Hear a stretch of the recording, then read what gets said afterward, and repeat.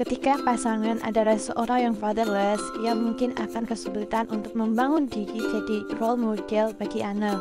Bisa dibilang, ia berangkat dari titik nol dan harus merumuskan makna tentang maskulinitas sendiri, tanpa bekal dari sang ayah. Sementara ciri pasangan fatherless pertama, pasif dalam hubungan. Pria tanpa ayah sangat mungkin menjadi pasif dalam hubungan, menolak untuk menawarkan kepemimpinan dan kekuatan mereka kepada istri. Yang kedua, membutuhkan pengakuan. Tak pernah mendapat validasi dari seorang pria dewasa, wajar jika pasangan yang fatherless haus akan pengakuan. Bagaimana ibu atau istri harus bersikap jika pasangan fatherless? Pertama, mengusahakan quality time dengan ayah dan anak.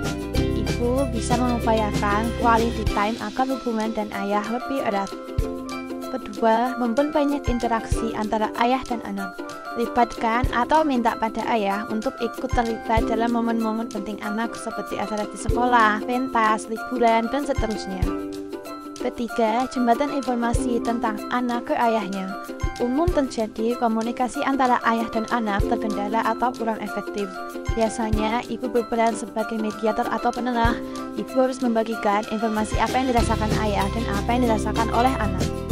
Yang keempat, tidak mengasingkan ayah dari anaknya.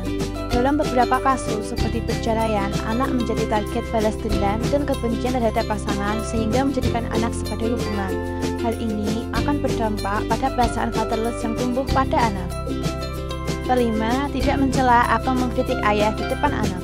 Berbicara negatif tentang ayah di depan anak dapat menyebabkan anak mengembangkan perasaan negatif terhadap ayahnya dan menyebabkan hubungan yang tegang. Memahami dan mengerti batasan. Sampai batas mana melibatkan anak dalam masalah orang dewasa atau menugaskan mereka sebagai messenger. Misalnya, ngomong ke ayah, minta sama ayah, ibu lagi marah. Terakhir, tidak membentuk aliansi emosional. Ketika konflik tak terhindarkan atau masalah suami istri, anak dipaksa untuk memihak salah satu. Mengajak anak untuk melawan ayah hanya karena ego pribadi. Tidak ada sosok orang tua sempurna. Seorang ayah atau ibu rentan melakukan kesalahan. Seringnya, dalam masyarakat kita, ibu adalah sosok yang paling dekat dengan anak. Jadi, ketika terjadi konflik di antara pasangan, peran ibu cukup menentukan dalam kelanjutan hubungan antara si ayah dengan anaknya.